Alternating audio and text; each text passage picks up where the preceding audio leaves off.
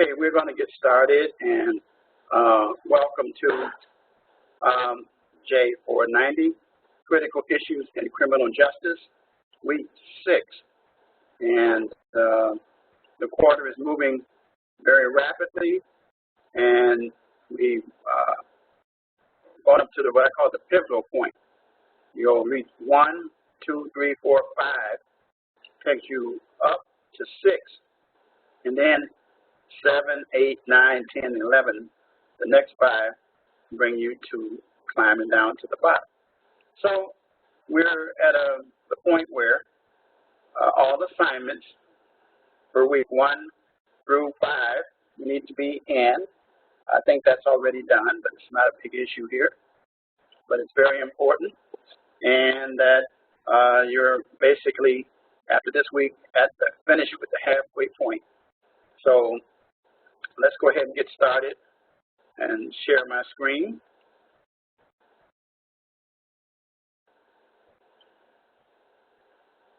Okay, so you can see down here at the bottom that we have one more lecture. It says 5 to 6 p.m. And basically, just so that you know it, I've been pretty much changing the time to 7 o'clock p.m. So I'm going to change that in the calendar so that you'll see that from this point on. So you don't have to worry about that. Anyway, we got 2 more lectures to go, week 8 and week 10. So let's see where we are this week. Our topic is corrections and rehabilitation. And you're going to read Chapter 11 of Visions for Change, Crime, and Justice in the 21st Community. Also, you're going to look at the sections on the world of prisoners. And then, finally, you have your discussion post, Help Me, which the initial post was due on Tuesday night, 11:59 p.m., and your reply post is due Saturday night. And then that's it. So you're going to keep working on your criminal justice issues papers. Your annotated bibliography with at least 5 resources is due next week. So you want to make sure of that. So you'll see this is the light week. And so if you look at the course calendar,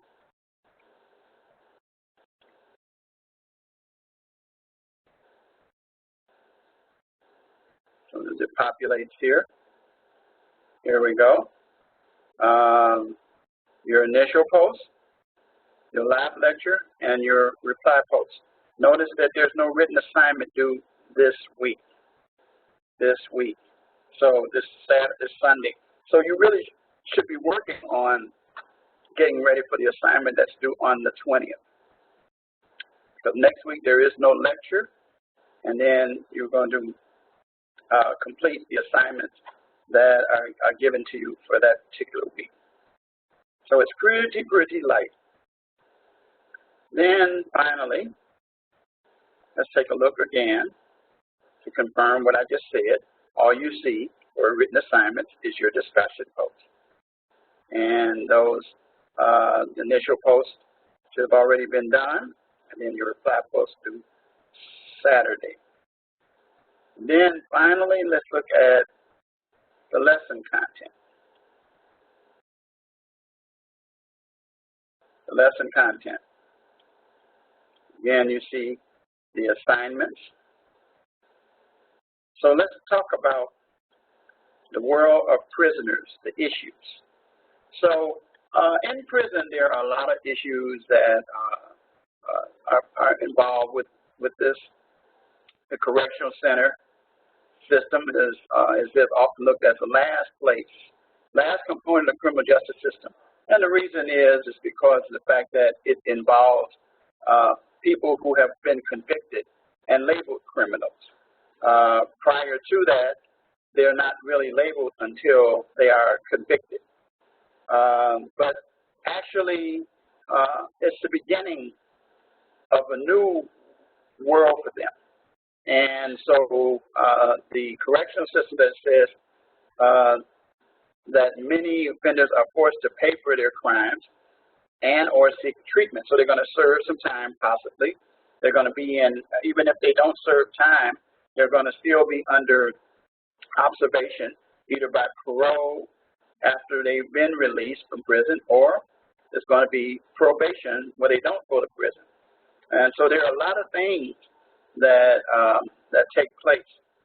And some of these issues, as we will briefly go over each of these 7, mandatory sentencing, it says, has contributed to overcrowding. Should this practice be continued? Well, first of all, number one, I don't think that mandatory sentencing is a problem, and it should not be discontinued because of the fact that when there are violent offenders involved, then there should be some mandatory sentencing. And the other thing about mandatory sentencing is that it takes the discretion away from the judges and the lawyers, and there's a limit to the sentencing that the individuals can get, unless the charges are reduced by the prosecutor. But the fact of the matter is that overcrowding has existed because of the fact that we have so many recidivists, we have so many repeat offenders. And so one of the issues that needs to be addressed is, do we want to rehabilitate those individuals? Do we want to take them in a direction, help them with their issues, such as if they're drug problems or alcohol problems, or if they need education, need to be able to have a trade or something that they can do that's different from participating in crime. And I think that mandatory sentencing will serve for the purposes of dealing with the hardcore individuals who don't want to do any of those things, who don't want to be rehabilitated, and are what we call career criminals. And so, but we have to be very careful not to label a recidivist a career criminal, because I have shared many times that one of the reasons why individuals end up in prison, in jail, has to do with narcotics or drugs. And I'm not talking about selling them. I'm not talking about those things. I'm talking about people who are addicts and they commit crimes to support their habits. So, so the question of mandatory sentencing, should it be discontinued? I don't think so. I think it's something that needs to stay. I do remember before that there were what we call slaps on the wrist for even some of the most serious crimes. But mandatory sentencing needs to continue. And again, like I said, we need to work with those that are not hardcore or that are repeat because of problems that can be corrected. What should be provided to inmates? Television? Of course. Why not? The deal is what you want to do when people are incarcerated is you take away their freedom. They have so many hours that they can watch TV. There's only certain programs they can watch. And so there needs to be some process to move them towards preparing for when they're released. So when should you start preparing an inmate for release? As soon as they're incarcerated, because it's inevitable that at some point they're going to be released. And you should also be aware of the fact that the longer an individual is incarcerated, the more severe in terms of committing crimes or more involved in crimes, because of the fact that there becomes a way of life, because they're exposed to the criminal element in prison. Even if they go in and they're very naive and ended up a first-time offender, they will learn things from long-term people who have been in prison, lifers, extended sentencing individuals, people who have made a decision and choice to continue to operate in the criminal vein. So they need things like television. They need to be able to exercise, to be able to take their minds off of some of the things. Definitely an access to college education. I always say it's cheaper to educate than to incarcerate. Sports, it's another outlet Counseling, absolutely, without a doubt. And then, without saying drug treatment, yes, they should definitely be treated for drugs because of the fact that it's an illness and it will cause you to commit crimes. I had a young man that I represented many years ago. I always think about whenever I think about the effects of drugs and crime is that this young man had been a serial burglar, and he committed burglaries over and over and over. Then finally it was brought to the attention that the reason that he did that was because he had a drug habit. He was hooked on narcotics, and he was an addict. So I became his lawyer in one of his burglary cases, and I encouraged his family not to bail him out, but they didn't understand why I wanted him to stay in. I tried to explain to them. They were in denial about it, and so they went against my wishes, and he was released on bail. Well, within a couple of days, I get a phone call saying that the young man was dead. And here's what happened. The young man, while he was staying with his family, got out, went across town, crossed over the highway to commit a burglary. In the process of committing the burglary, the police began a chase with him. The chase resulted in him jumping over a fence, crossing the highway again. This time, though, he didn't make it across.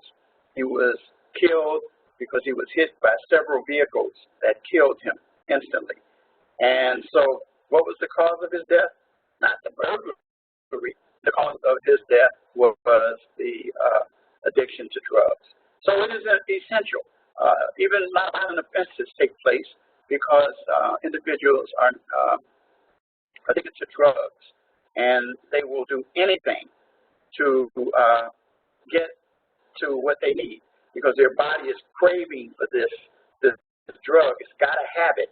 And so anybody that even gets in their way becomes their enemy, and they will kill, they will steal from close family members, even their mothers, and it's because they're out of control. So drug treatment is critical. How can the gang conflict be handled in prison? The best way they possibly can is to separate. It is common knowledge that when you come into intake, generally it's determined, and they almost all know already, based on the law enforcement people, the police, as to whether or not an individual is affiliated with a gang. And so when they place an individual in prison, they have to be very careful not to place that individual in a territory where there's the opposing gang or another gang. Now, some might say, well, isn't it bad to putting them together in one? Well, there's not as much conflict when you have one gang in an area and another. The conflict generally comes about when there are opposing factions struggling for power in the facility, and or a continuum of what happened on the streets sometimes that led people into prison in the first place. Some gang activity. Retaliation is common in gangs on the streets, and retaliation is also common in prison as well. So the best way to handle them is to segregate them. There are times when individuals have to be sent to a whole other facility, but be aware that even if they go to that other facility, they still have to make sure that they don't put them with the wrong factions. How can prison rape be prevented? Well, careful observation. Also, you have to make sure you have professional, top-notch correction officers. You have to have officers who have integrity, because prison rape does not only apply to inmates, but there are actual correction officers, guards, who actually have participated in prison rapes themselves. And so the best way to do that is to keep close observation. Now with the cameras and videotapes and things like that, Also, you also know one other thing, that if a person is incarcerated and they were pedophiles, they have to segregate them because the general population will rape them in a minute. It's interesting that criminals take pedophiles as outcasts, and they will punish them to the extent possible. They can't stand that. So it's a issue of keeping those individuals separated and away from each other, other people as well. Sometimes the solitary confinement situation comes about in situation. There's also protective custody, but it's hard because the resources in prisons don't allow them to do it to the level and extent to stop it, but what they try to do is minimize it. Should conjugal visits be allowed? That's a debate. That's been debated from time and time. It says if you do the time and you do the crime, why should you still have access to sex? And that's what conjugal visits are all about. And the answer is generally no. However, there was some discussion that conjugal visits would assist in cutting down on prison rates. I don't know if that's true. I haven't seen any studies on it, but I personally don't think conjugal visits should be allowed for inmates in prison. I personally don't believe that. I think that's one of the rights that you should lose for committing a crime. Some states have ended parole, but when they have ended parole, they've replaced it with something similar to it. The bottom line is that when individuals are released, they still operate under the control of some authority in the state. That's not to say that individuals are not released after having served 80% or something along that range of time in prison, that they can still violate and end up back to prison. So states that have absolutely ended parole have had some form of release. In Illinois, they started using the term mandatory supervised release. So the term parole was not used, but it's still the same practice. And anyway, states have ended parole. The crime rates really haven't been changed any because of that as well. Death penalty, does it reduce crime? Absolutely, positively been established by report after report, study after study. No. The key is that the death penalty does not enter into whether or not an individual commits a crime. The only individual who is, of course, prevented from committing a crime is the person who's executed. But it doesn't really reduce crime. So it's not one of the issues, the fact that the jurisdictions that have death penalty have less crime than those who don't have the death penalty. So then the question is how ethical is it? That's open for debate. And it depends on your perspective. Many jurisdictions, including Illinois and Wisconsin, don't have the death penalty.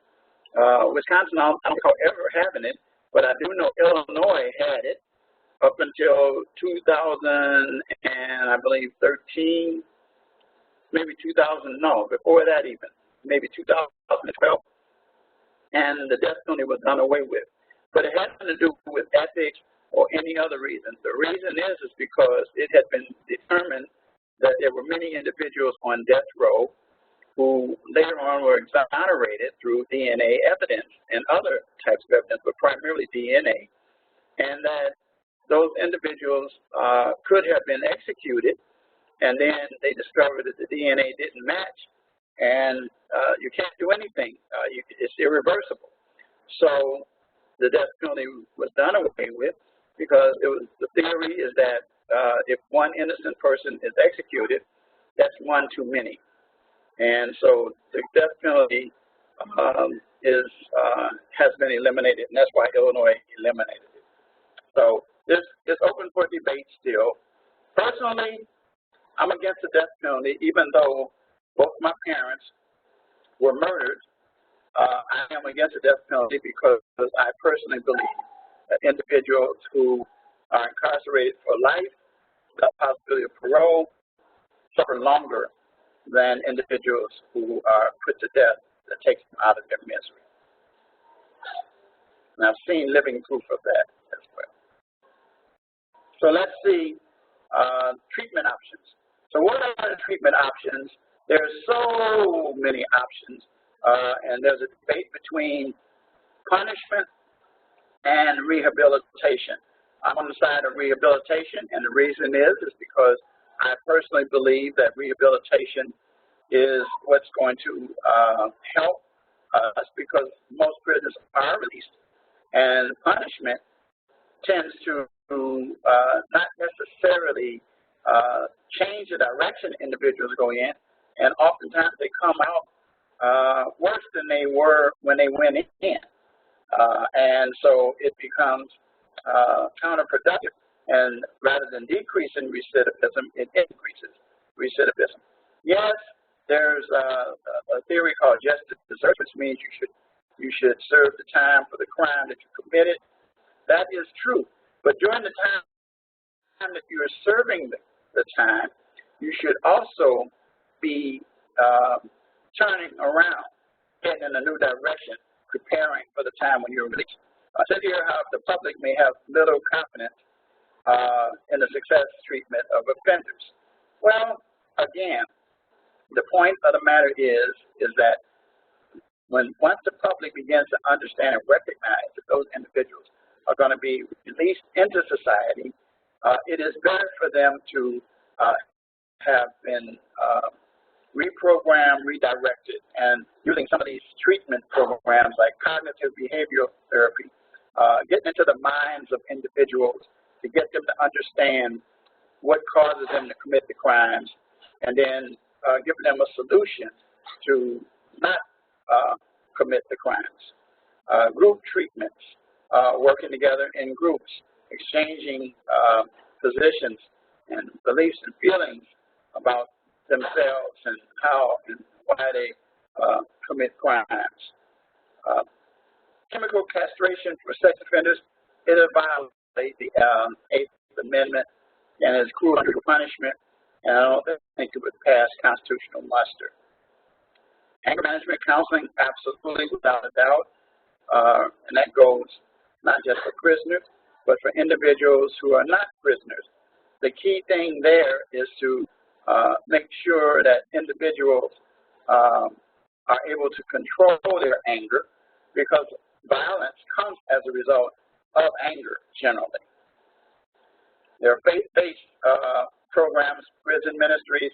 I, as a minister, as a pastor, encourage and support that position, because I've seen people change. I've seen people go in whole new directions after participating in these programs. Some people believe that people will participate in these programs just to help them to be released early. Well, the key thing here is that you want to get into the heart and mind of those individuals to get them to understand that there is something or someone more powerful than them, and that they can turn to that being, whoever that is.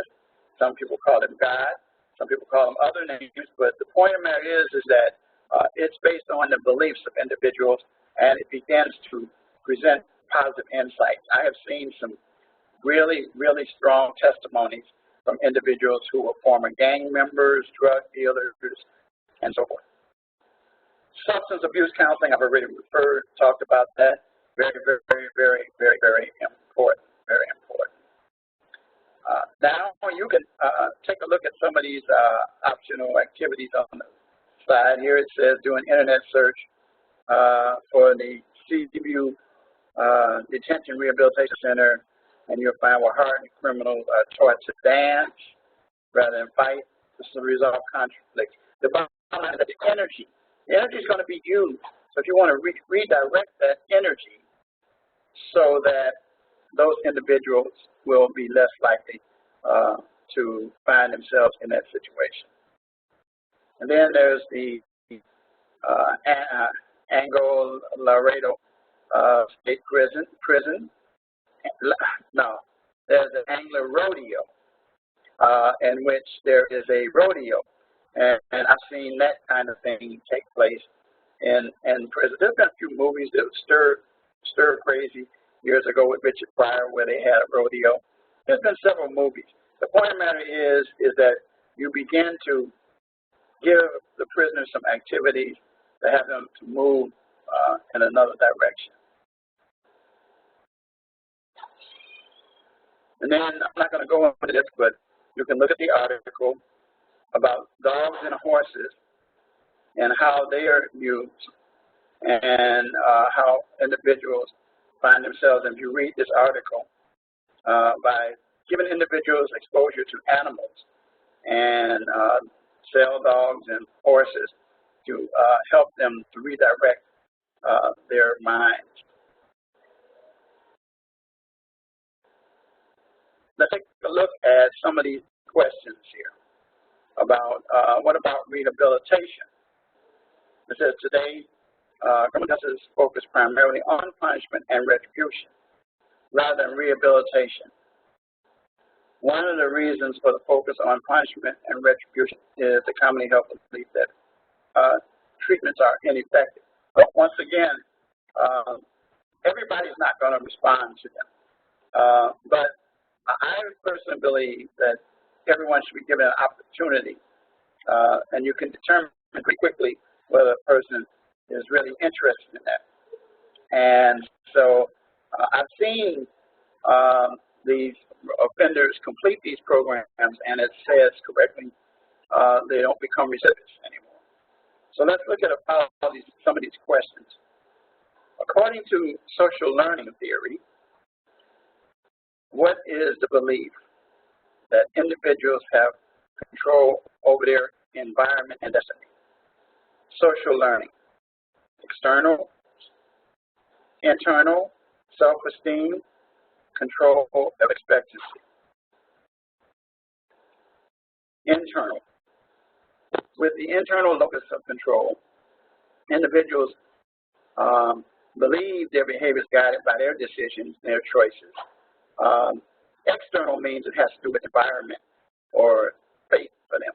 But inmates who have an internal focus are able to take control legitimately and be able to change. In other words, change comes from within. And rehabilitation affects those a great deal. All of the following are significant barriers to maintaining family bonds with inmates, except one of these is not. The family does not know the specific location of the inmate, the distance from the family home, strict visitation rules, family lack of funds to make trips to the prison. The answer is A. Selected because it is not a significant barrier to maintaining bonds. Families do know the location of their family members, and they do stay in touch. Many prisoners will see less and less of their families, but the bottom line is that for those serving lengthy sentences, they will also lose family members to age and death while they're incarcerated. But the point of the matter is that there is an opportunity for bonds to be made and for people not to be placed where the loved ones don't know where they are, but sometimes they don't get a chance to get there. The degree to which inmates feel they have control over their environment has significant effect. That makes sense. Inmates who have an internal locus, and we already talked about that, are likely to improve their behavior. They will not feel like victims, but they will understand the situation, accept the fact that they did wrong, and then begin to move in a new direction. That's the end of that exercise there. Okay. finally, there's a video I'm going to put on that deals with custody and treatment and substance abuse programs. So I'm going to end by providing this short video to you. Hopefully, if you can't make it out with the tape, sometimes the audio, I'm told, doesn't come out good. Try to take a look at it.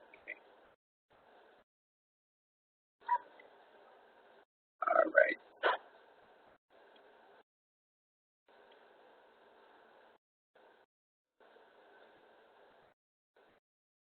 Here we go.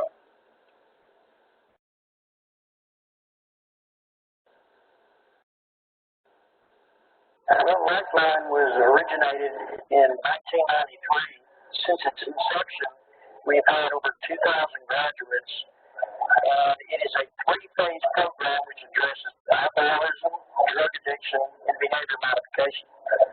Our program, we believe, is highly successful because of the fact that it is care-oriented and the fact that the length of treatment is longer than, we'll say, private treatment.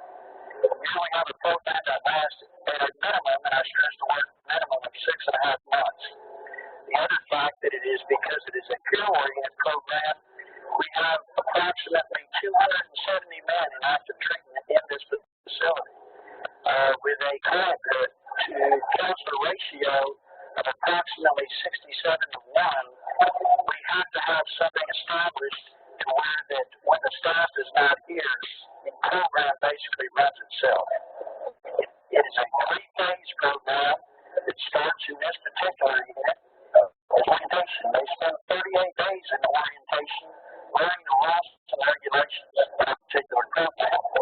Once they complete the orientation phase, they move across the hall into the adjacent unit, and they go through community phase. There they are given an individualized treatment plan, a comprehensive interview with their counselor to determine individual needs, and then they start working on those while they're in there. After they've met certain criteria and they've advanced through the second phase, then they come back and our seniors in this unit and act as big brothers or mentors, if you will, to the non-new people who are orientators. The therapeutic community approach is where one is encouraged to take responsibility for his actions. First, he has to understand why he committed the offense, and then he also has to determine what needs to be done so that he will not commit a similar offense. We believe that alcohol and drugs are only a symptom of the disease. But alcoholism and drug addiction are in fact a disease. As a matter of fact, in 1963, the American Medical Association determined that alcoholism and drug addiction are diseases because it met their criteria for a disease. Now, we feel in our program that this micro community, if you will, if they cannot follow rules and regulations in here, how can they follow rules and regulations out in the community? The background of the inmates varies in education from NIC to college graduates. As a matter of fact, we've got a resident in this program that's actually an MBA. So, alcoholism and drug addiction do not discriminate from anybody.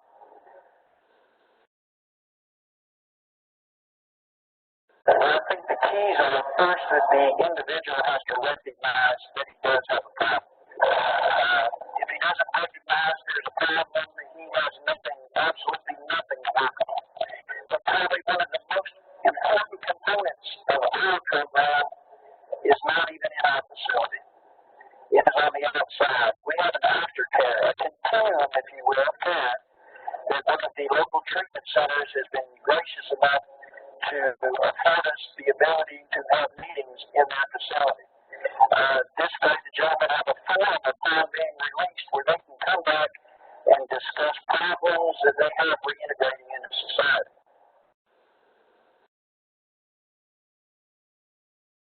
I believe national statistics tell us that about 80% of all inmates incarcerated in our facilities across the United States are incarcerated due to an alcohol or drug-related crime. Unfortunately, not everyone gets this. But what they learn from is the individuals who have been down that road before. They see that maybe someone who is a little more mature in years that has spent numerous years behind bars and what they did to get them in that position. So a lot of times the mature older inmates act as role models to the younger ones. Unfortunately, today our age group is becoming lower and lower. The majority of our inmates are coming to us 19, 20, 21 years old. And as a result, they haven't really had to feel long-term incarceration. It's a sobering reminder of this wall of lost dreams. This wall demonstrates to the active members in the program what are the possibilities when they go out. Do I want to follow the suggestions that were given to me? Do I want to follow the comprehensive aftercare plan that I agreed to? And if I don't, what may happen to me? As a result, these men, since the inception of our program, have lost their lives due to high-risk behavior and going back into the same lifestyle that they started in. In our program, we have 6 cardinal rules, and one of those cardinal rules is no alcohol, drugs, and violence. Any kind of drugs in this facility is considered a major breach of security, and they are dealt with in a disciplinary board. If they're out with drugs, we first drug test them, or if we suspect that they're using drugs, we drug test them. But as a whole, we don't have much of a problem in our particular program. It does happen. I'm not going to sit here and tell you that it doesn't happen, because it does. But they would end up probably being placed in a segregation pod and going in front of the disciplinary board, and the disciplinary board would determine what their sanctions would be. Well, those are what we call our house tools, and those are what we hope to reintegrate into the lives of these men. It's not that we have bad men. We have men who have made bad decisions. And these principles, these morals, if you will, are what they were taught growing up. And somewhere along the way, they lost sight of these things. As I said, these aren't bad men. These are men that have made bad decisions, and we hope to try to get them to reintegrate those principles into their lives. And if they do, they become more open, honest, and accountable for their actions, and they start thinking before they act. They start taking responsibility not just as a human being, but as a man, as a father, as a husband, as a child. And they actually contribute to society when they're released. One of the things, as I stated earlier, that I'm particularly proud of is a continuum of care, our aftercare. This is not recovery. This is discovery. Treatment does not end when they call their name to go out and be released. Treatment really begins, and recovery really begins when they sit outside and smell that fresh air on the other side of the fence for the first time, and what am I going to do now? First of all, we make them write out a detailed aftercare plan. What they're going to do when they're released. Because a person that writes out their plan is 7 times more likely to accomplish it. We make them write it out, and if they have a sponsor, which we hope to employ the majority of our people in our program, their sponsor will be the one picking them up. There's no shame in my game. I'm a recovering person myself. And to show you God has a sense of humor, I now work in the program that I went through. So, when we have people that are connected in the recovery community, picking these guys up outside the door, not their buddies, not their friends, but someone who's connected in recovery and taking them to a meeting, their chances go up dramatically if they make a meeting their first night out of prison. So many of them concentrate on what they've missed the whole time they've been locked up versus what they've gained.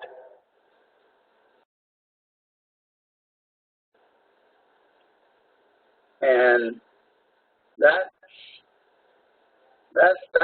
good. You're talking about dealing with rehabilitation in prison. One of the key things, if you notice it, they dealt with the accountability aspects of it. Very important that to help those individuals.